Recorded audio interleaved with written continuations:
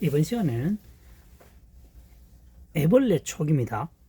애벌레 촉 한자어가 포함되어 있는 모양 한자어에 대해서 가장 쉽게 학습할 수 있는 방법을 설명해 보도록 하겠습니다. 애벌레 촉입니다.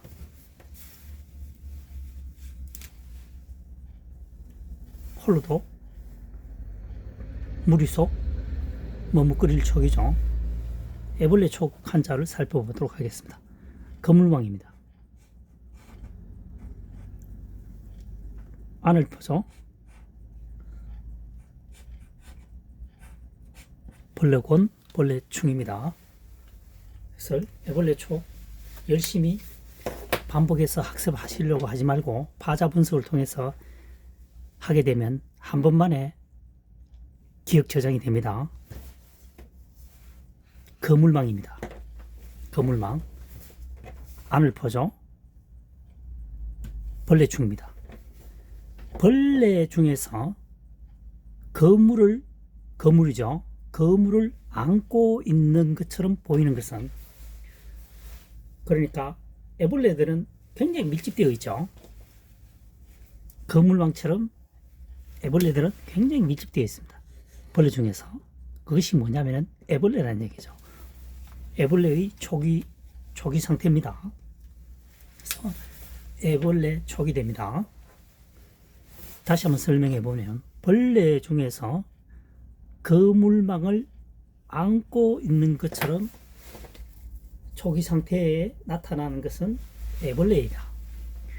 애벌레가 점점 자라게 되겠죠. 이 초기 상태를 말합니다. 그래서 애벌레 촉입니다. 두 번째, 홀로 독입니다. 개사슴녹변이죠. 개견이라고도 합니다. 이 개견, 개사슴녹변입니다. 개사슴녹변, 변이라고 하는 것은 좌측에 사용되는 한자를 말하죠. 그래서 개사슴과 애벌레는 홀로 지낸다는 거죠. 개사슴과 개와 애벌레는 친구가 될 수가 없습니다. 완전히 다른 성질이죠. 해서 홀로 독이 되겠습니다. 개사슴록과 애벌레는 함께 생활할 수 없기 때문에 홀로 독이 되겠습니다. 서로는 융화될 수 없는 사이입니다. 홀로 독. 그 다음 세 번째입니다. 붙어살속, 무리속입니다. 지붕시죠. 지붕시입니다. 지붕시 또는 집시 또는 죽음시라고도 합니다. 여기서는 지붕입니다. 집 위에 뚜껑 지붕시로 사용되었습니다. 지붕 아래에 뭐가 있습니까? 물이 있습니다. 물. 지붕 안에 물이 있죠. 그 지붕에서 새서 물이 붙어 있는 겁니다.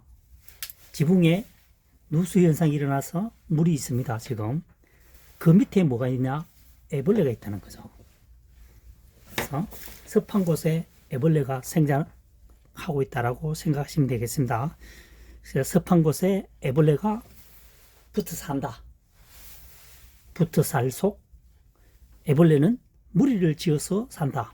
초기 상태죠. 여기도 붙어 살속이 되겠습니다. 무리를 지은다. 무리속. 지붕 아래에 물이 있는 곳은, 습기가 있는 곳은 애벌레들이 많이 붙어서 산다. 무리를 형성해서 산다. 그래서 붙어 살속, 무리속 되겠습니다. 네 번째, 머뭇거릴 촉입니다. 발족이죠. 발족. 애벌레 촉입니다. 애벌레가 발을 들고 있다는 거죠. 발을. 쉽게 설명하기 위해서 발이 두 개라고 가정하고 한 발을 들고 있다는 얘기죠. 같이 움직이려면 좌우 움직여야 되는데 발 하나를 들고 있다는 거죠. 현재는 동적인 상태가 아니고 정적인 상태라는 얘기죠. 머뭇거리고 있다는 얘기죠. 진행을 하지 않고 한 곳에 머물고 있으니까 머뭇거릴 촉이 되겠습니다. 다시 한번 설명해 보도록 하겠습니다. 1번 애벌레 촉입니다. 그물망이죠. 그물망, 아늘포, 벌레곤 또는 벌레충이죠. 벌레가 안고 있습니다. 뭘 안고 있느냐? 그물망처럼 안고 있는 상태는 애벌레라는 얘기죠. 애벌레는 초기 상태에는 수많은 알처럼 이렇게 있죠. 생각하시면 됩니다. 그래서 애벌레 촉입니다. 그 다음 총나라 할 때, 위나라 총나라 할 때 총나라 촉으로도 사용됩니다. 이 글자가. 두 번째 홀로독입니다. 개사슴녹변이죠. 개사슴녹변 애벌레입니다. 개와 애벌레는 어떻게 어울릴 수 없는 관계이기 때문에 서로 독단적인 생활을 하고 있다. 독단적인 생활을 하고 있다. 홀로독입니다. 홀로독. 따로따로 논다는 거죠. 그래서 홀로독이 되겠습니다. 3번 부트살속입니다. 지붕시 물수죠. 물수와 똑같습니다. 물수의 변형입니다. 그래서 지붕 아래에 물이 붙어 있고 그 아래에 애벌레가 있다는 거죠. 그러니까 습기가 있는 곳에 애벌레들이 붙어 살고 있다는 거죠. 그것도 무리를 지어서 살고 있다는 거죠. 여러 마리가 붙어 있다는 얘기입니다. 그래서 붙어 살속, 무리속이 되겠습니다. 그 다음에 4번 머뭇거릴 촉입니다. 발족이죠. 발족. 애벌레 촉이죠. 애벌레가 발을 들고 있다는 얘기죠. 오른발이든 왼발이든 여하튼 들고 있다는 얘기입니다. 그래서 움직이지 않고 진행하지 않고 나아가지 않고 움직이지 않는 상태입니다. 그러니까 뭔가 위험을 느끼고 머뭇거린다는 거죠. 그래서 머뭇거릴 촉이 되겠습니다. 그래서 여기서는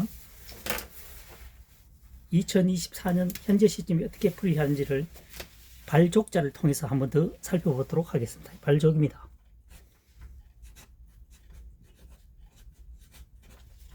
입구, 알일복, 그 다음 뭡니까? 뭐야 이거? 사람인이죠? 사람인입니다. 사람인.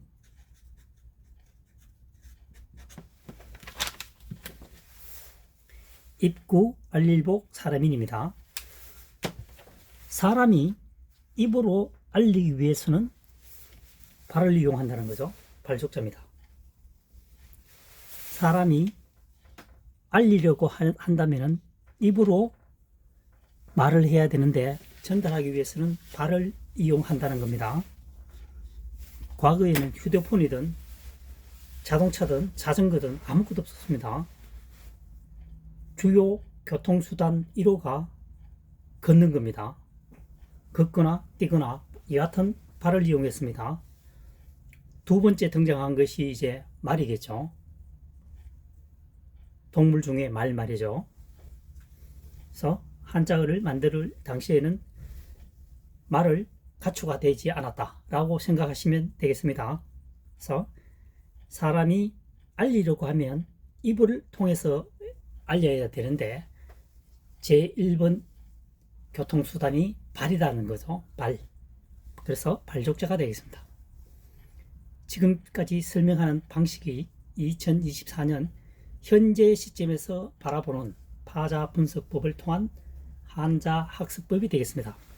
추상적인 설명은 우선은 그럴듯해 보이지만 시간이 지나면 겨울에 눈 녹듯이 사라집니다. 설명만 생각이 나고 한자어가 한자어를 쓸 수가 없습니다. 그래서 가장 좋은 학습 방법은 주어진 한자만을 가지고 최대한 활용하는 것이 가장 이상적인 학습 방법이라고 생각하고 있습니다. 한자사랑이 설명하고 있는 강의 내용이 도움이 되셨다면 구독, 좋아요, 응원해 주시면 대단히 감사하겠습니다. 다음 시간에 또 뵙도록 하겠습니다. 이번 시간에는 난간난, 익힐련, 간할간, 단련할련 한자에 대해서 파자 분석을 통해서 설명을 해보도록 하겠습니다. 여기서 공통점은 가릴간자가 포함되어 있습니다. 막을간, 가릴간이죠.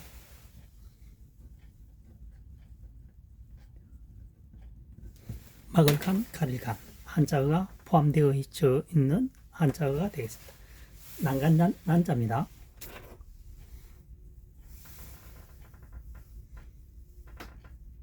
나무목, 막을간이죠. 나무로 막혀 있다는 거죠. 난간이라는 얘기입니다. 나무로 난간에 떨어지지 않도록 막은 곳은 난간이라는 얘기죠. 난간 난자가 되겠습니다. 난간, 방패간임이죠. 방패간. 그 다음 2번 익힐련입니다. 실사변이죠. 실사변입니다. 변이라고 하는 것은 좌측에 사용되어지는 한자를 말합니다. 우측에 사용되는 한자를 방이라고 하겠죠. 변이고 방이 되겠습니다. 그래서 실사변에 막을 간이죠. 그래서 가릴간입니다. 가릴간, 여기서는 시를 가려가면서 익힌다는 거죠. 과거에는 옷을 삼배옷이라 해서 직접 만들어 입었습니다. 그래서 여자라면 당연히 삼배를 만들 수 있어야 합니다. 그래서 시를 가려서 연습한다는 거죠. 옷을 제대로 만들기 위해서는요. 고품질의 옷을 만들기 위해서는 실을 잘 가려내야 됩니다. 다시 말하면 불순물을 제거한다는 의미가 있겠죠. 불순물을 제거한다는 의미입니다. 불순물.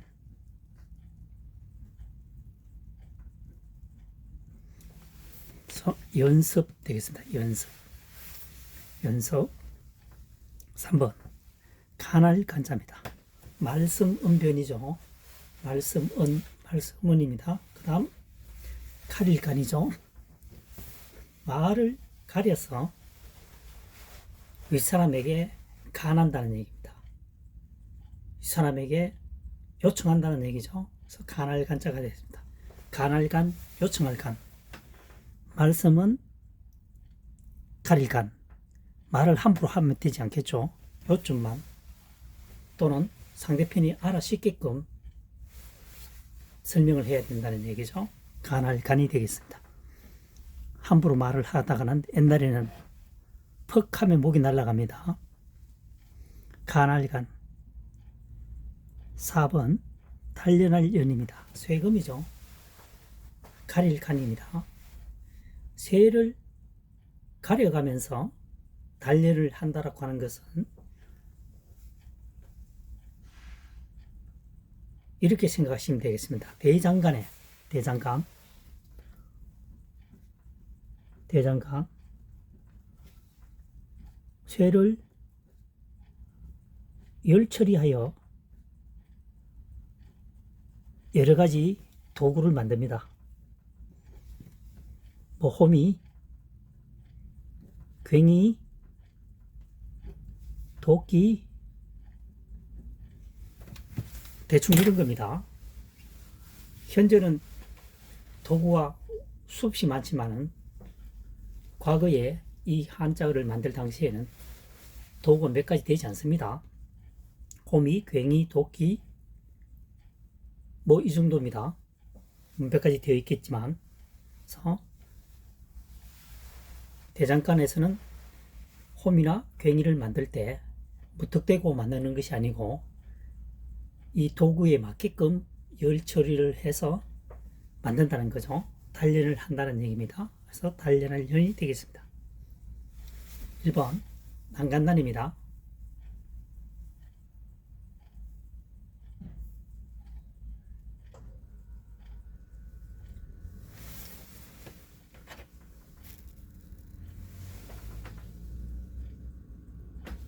나무목 막을란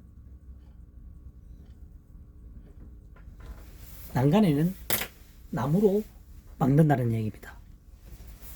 이 한자를 만들 당시에는 쇠붙이를 사용하기 시작한 것은 얼마 안 되겠죠. 과거에는 대부분 다 나무를 이용해서 만들었다는 거죠. 나무를 이용해서 추위를 이겨내고 나무를 만들어서 간단한 도구도 만들었고 그 이후에 이제 쇠를 발견하게 되겠죠. 그래서 나무를 막아서 난간을 만든다는 얘기입니다. 난간을 만들지 않으면 떨어지는 수가 생기겠죠. 그래서 난간입니다. 두 번째 익힐련입니다. 실사변이죠. 실을 가려서 익힌다는 거죠. 가장 기초적인 것이 의식주에서 옷이 들어가죠. 이제 옷을 만들어야 되기 때문에 대부분 300옷입니다. 과거에는. 그래서 실을 가려서 익히는 방법을 배워야 한다. 연습을 해야 한다. 하루아침에 되는 게 아니기 때문에 말이죠. 불순물을 제거해서 가급적이면 고급의 옷을 만들어야만 제값을 받게 되겠죠. 또한 오래 사용할 수도 있습니다. 그래서 익힐련이 되겠습니다. 3번 간할간입니다. 말씀은 가릴 간이죠. 간하다고 하는 것은 통상적으로 아랫사람이 윗사람에게 말할 때 간한다고 표현을 합니다. 그래서 윗사람들에게 말을 할 때는 가려서 해야 한다는 거죠. 함부로 말하다가는 난리가 나겠죠. 버리장머리 없다고. 그래서 간할 때는 말을 가려서 해야 된다. 4번 단련할 연입니다. 쇠금 가릴간이죠. 조금 전에 언급했듯이 대장간이라는 상황을 살짝 빌려서 보면 도구를 만들 때는 열 처리를 해야 합니다. 호미, 괭이, 도끼 방법이 조금씩 다르겠죠. 열 처리하는 방법이. 그래서 단련하다는 뜻입니다. 쇠를 가려서 단련을 해야 한다.